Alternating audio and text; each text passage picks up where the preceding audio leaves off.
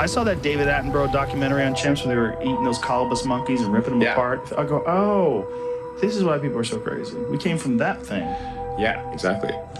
The search for the origins of humanity is a story of bones.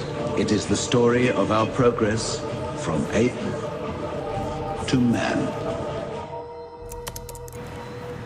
The time has come to take seriously the fact that we humans are modified monkeys.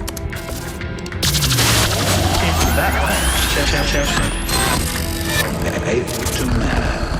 Fact, modified monkeys. Modified monkeys?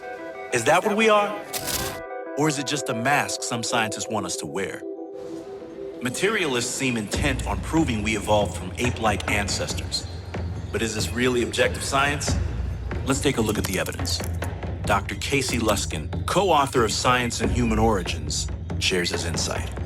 The fossil evidence for human evolution is extremely weak. I would say that the case for human evolution is driven more by an undying belief in materialist ideology than it is actual hard evidence.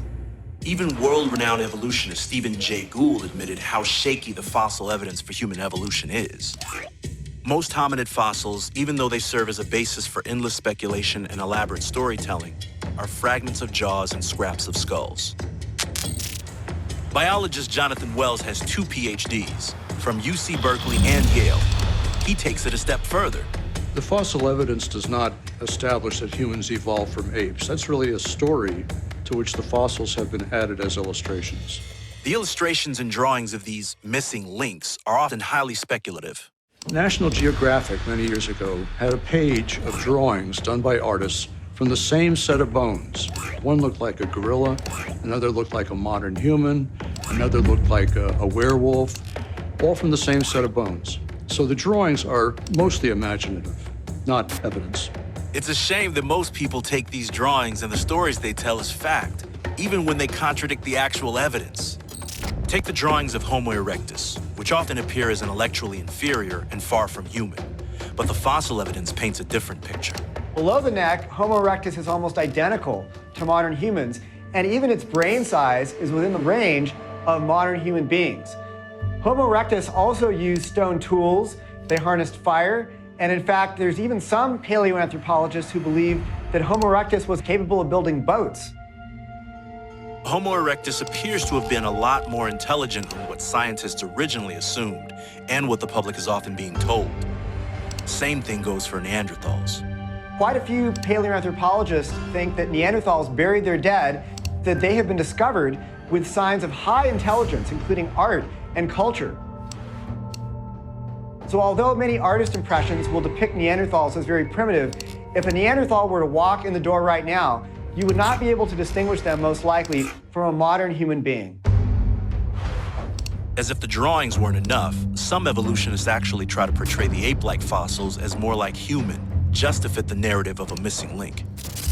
A classic example is Lucy. Many people will be surprised to learn that just a couple years ago, it was discovered that one of Lucy's bones in the fossil we call Lucy actually belonged to an ape. And it's very difficult to say if the entire collection of bones that we assign to Lucy actually belong to a single individual Lucy or even a single species. But it goes even deeper than that, to the point of depicting Lucy with human feet. They did not even find feet associated with Lucy's skeleton. She's almost always depicted as an upright walking ape-like species. Well, that kind of an interpretation is strongly disputed by the evidence. In fact, an article in the journal Nature studied the hand bones of Lucy and found that she had the knuckles of a knuckle walker. This PBS documentary shows anthropologist Owen Lovejoy manipulating the fossils to make Lucy walk upright. The perfect fit was an illusion that made Lucy's hip bones seem to flare out like a chimp's. But all was not lost.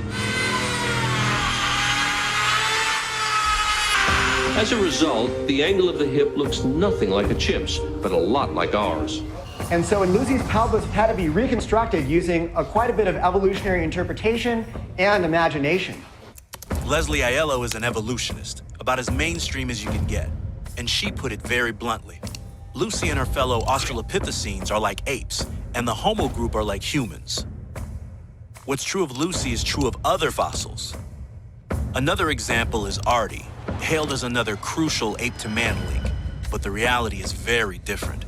In fact, one report said that Artie's pelvis, which is of course a very important bone for determining whether Artie walked upright, was initially like an Irish stew. It was nearly crushed to smithereens and needed extensive digital reconstruction. Articles in the journal Science and the journal Nature found that Artie's skeleton was more like a modern ape than it was like a modern human, leading them to say that probably Artie was not even a human ancestor. The evolutionists never tire of hyping the next big find. In 2009, a fossil was discovered, nicknamed Ida, that supposedly was our ancestor. And it was called our Mona Lisa, the eighth wonder of the world. And it was a holy relic, until it turned out that it was actually a lemur, not related to human beings at all. So, what's left of the ape-to-man fossil story after we set aside the fudged reconstructions, the imaginative storytelling, and the pro-evolution bias? Just a handful of inconclusive fossils and a massive gulf between ape and man. Hominid fossils generally fall into one of two main categories, and that's human-like fossils and ape-like fossils, and there's a large, distinct gap between those two groups. From ape to man.